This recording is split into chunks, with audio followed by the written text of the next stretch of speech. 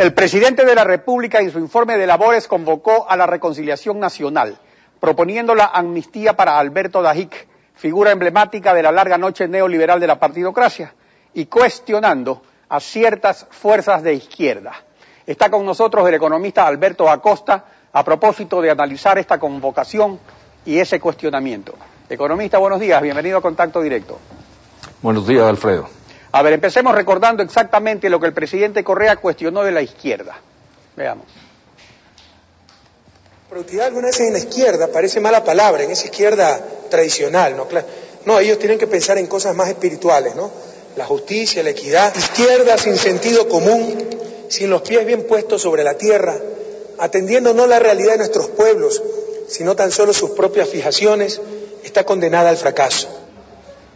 Economista, ¿Rafael Correa es realmente de izquierda revolucionaria o de esa derecha light o ligera como califican en Europa a los socialdemócratas? ¿O izquierdista vegetariano como califican Vargas Llosa, Montaner y Plinio Puleyo Mendoza a Lula y Tabaré Vázquez? ¿O tal vez de ninguna de esas izquierdas? ¿Cuál es el izquierdismo de Rafael Correa? Por sus obras los conoceréis, dice la Sagrada Escritura. Yo creo que el presidente Correa demostró al inicio de su gestión que estaba dispuesto a seguir por una vía de cambios profundos, radicales, revolucionarios, es decir, por la izquierda. Pero hemos visto cómo paulatinamente, con sus obras y sus discursos, está tomando distancia de sus orígenes y camina hacia propuestas mucho más de derecha, y esto es preocupante. Por ejemplo, en su informe a la Nación, dedicó muchos, largos minutos para atacar a la izquierda que no apoya en forma aplaudidora a su gobierno. Y abrió la puerta a la reconciliación nacional para simplemente pedir la amnistía a Alberto Dajic, que está fuera del país no por neoliberal, sino por corrupto, porque él usó recursos de los fondos reservados al margen de la ley para comprar, entre otras cosas, las conciencias de los diputados. Ahora, el presidente Correa justamente hace cuestionamientos concretos, por ejemplo, sobre la negativa suya y de los ecologistas de izquierda, achacados por él de infantiles, porque sostienen que no debe haber una minería en gran escala y tampoco explotación petrolera para financiar el desarrollo social y económico del país. Entonces, hablar de una era post-extractivista no es poner al país al borde de una severa crisis social y económica, porque eso es lo que plantea Correa, es decir, estos izquierdistas no tienen los pies sobre la tierra. Mire, en lugar de llegar a ese tipo de epítetos, a ese tipo de calificativos, sería mejor que el presidente de la República abra la puerta al debate con argumentos. En la presentación que él hizo en el informe a la Nación el 10 de agosto, él presentó, por ejemplo, la situación del Ecuador en términos de presión fiscal comparada con el resto de países de América Latina y otros países del mundo. El Ecuador está en el orden de un 12-13% en términos de presión fiscal, y en la lámina del presidente de la República, el Ecuador está al último, llevando la bandera de la cola en términos de la presión fiscal. ¿Esto qué quiere decir? Que recursos fiscales existen en el país siempre que se haga una profunda reforma tributaria para que los que más ganan y más tienen contribuyan de mayor medida al desarrollo nacional. Mira, ahí tenemos ya recursos, tomando un argumento presentado por el propio presidente de la República. Después tenemos que resolver el tema de los subsidios a los combustibles. Yo creo que hay que ser muy responsables al respecto y sin dar paso a una solución a lo bruto, a lo neoliberal, de eliminar todos los subsidios, pero algo hay que hacer ahí para que los subsidios no terminen beneficiando más a los que más tienen y no beneficien a los que realmente queremos favorecer. Ese es un segundo elemento. Podríamos avanzar en un tercer elemento. Hay que resolver esa aberración que arrastra el Ecuador desde hace tiempo, de que es un país que extrae petróleo, exporta petróleo e importa costosos derivados de petróleo para quemarlos generando electricidad. Entonces, por ahí se avanza en el camino de una nueva refinería y de una rehabilitación y repotenciación de la refinería de Esmeraldas y simultáneamente por los proyectos hidroeléctricos, con los cuales yo coincido plenamente. Tampoco se ha dicho de ninguna manera que hay que cerrar la llave del petróleo. Claro, a ver, y sobre la minería, que ese es el punto neurálgico, porque ahí sí hay una posición radical, digamos, de los grupos de izquierda. Pero mire, yo planteo para una posición para el debate, para la discusión, no para imposiciones.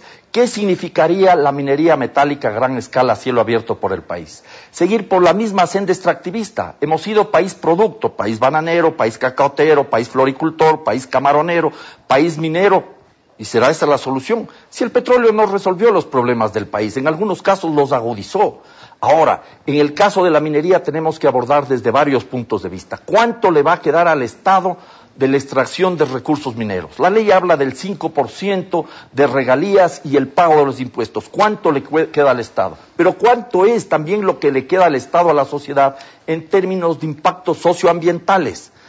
Hay un proyecto minero como Fruta del Norte en la cordillera del Cóndor, que según informaciones de la empresa, tendría 13.7 millones de onzas de oro, 13.7 millones de onzas de oro. Para extraer una onza de oro, según las informaciones de la empresa, se requiere movilizar cerca de 28.000 kilogramos. Multiplique 13.7 más 28.000, son 384 millones de toneladas de material que hay que movilizar. Se imagina el agujero que se va a hacer en una zona biodiversa donde hay comunidades, y esto va a afectar a esas comunidades, la actividad agrícola, los campesinos tendrán problemas, la actividad ecoturística, la actividad artesanal. Justamente. Y adicionalmente, ¿cuánta agua se requiere para obtener una onza de oro? 8.000 litros de agua que saldrá contaminada. Entonces hablemos con argumentos, con datos, y no simplemente con epítetos o intentos de descalificación a la gente. Abramos un debate nacional sobre la minería metálica a gran escala a cielo abierto y que la sociedad decida. Exactamente. Hablando sobre esto, porque realmente debe haber un debate sobre el asunto, sobre estas posiciones encontradas, incluso sobre la cuestión tributaria, porque se pide cobrar más a los ricos, pero la idea sería de que el país produzca más para que los tributos crezcan. Por ejemplo, sobre eso mismo, usted hablaba de la cuestión agrícola. En soberanía alimentaria, un tema pendiente es la ley de tierras. El ministro de Agricultura afirma que se respetará la propiedad privada cultivada, pero hay un anteproyecto que apoya la FENOCIN para que no haya propiedades agrícolas mayores de 500 hectáreas, aunque estén cultivadas y cumplan su función social y ambiental. ¿Está usted de acuerdo con eso? A mí me parece que es una idea interesante, digna de discutir. Imagínese qué significa una propiedad de más de 500 hectáreas. Ahora, dependerá dónde están esas 500 hectáreas. Si estamos hablando de 500 hectáreas en una zona donde no hay agua, en un desierto prácticamente, no es mucho. Si estamos hablando de 500 hectáreas en una zona de páramo, tampoco es mucho.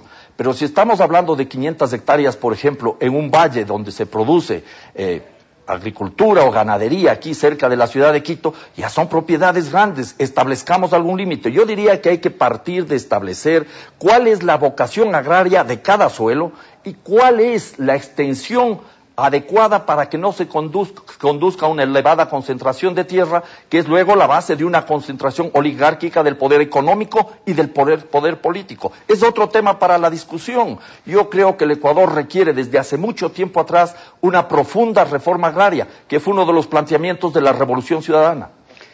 Sí, pero el asunto es que esto se viene discutiendo desde Montecristi. Usted fue presidente de la Asamblea y ahí hubo estas discrepancias justamente. Y en la Constitución se puso una serie de disposiciones que luego tienen que perfeccionarse con estas leyes que se han venido discutiendo.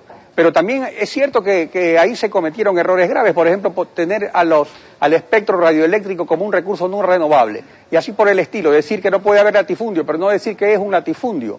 Entonces, claro, todo esto se tiene que discutir, todo esto se tiene que analizar, pero por otro lado es cierto de que aparece que es solo un análisis entre el presidente y sus amigos de izquierda, que ahora ya no son amigos.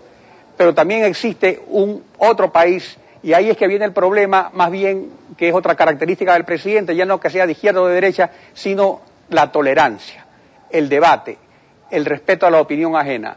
¿Qué experiencia tiene usted respecto a esto con el presidente? Dos cosas al respecto, Alfredo. En primer lugar, en relación al espectro radioeléctrico. Ese fue un error de la Comisión de Redacción de la Constitución. Uno puede revisar las actas de la Asamblea Constituyente, están todas publicadas, difundidas, están a disposición de la ciudadanía, y va a encontrar que en la en los plenos de la Asamblea, no se incorporó al espectro radioeléctrico en el artículo 408, en el que al final sería el artículo 408. En el tema de la redacción se cometió un error y se incorporó. Yo creo que eso se pudo haber resuelto de buena fe por parte de la Asamblea y del Tribunal Constitucional, pero eso ya es otro tema. Ahora, en relación a que con quiénes se debe discutir, con todos los espectros, con todos los sectores de la sociedad. No solo es cuestión de la izquierda o de la izquierda cavernícola, como dicen, o de la izquierda light, o de la izquierda vegetariana, no, tonterías. La izquierda, la derecha y todos los sectores del país deberían tener la posibilidad de discutir los temas que interesan a la nación. Y hay que esperar que el presidente de la República demuestre un elevado grado de tolerancia para escuchar la opinión de los otros, porque eso es diálogo, si no, no hay diálogo. O sea, sería una revolución ciudadana sin ciudadanos, como usted dice. Bueno, hasta el camino que vamos siguiendo tenemos un déficit de ciudadanía. Ese es uno de los graves problemas de esta revolución ciudadana, entre otros. Economista, le agradezco su participación en Contacto Directo.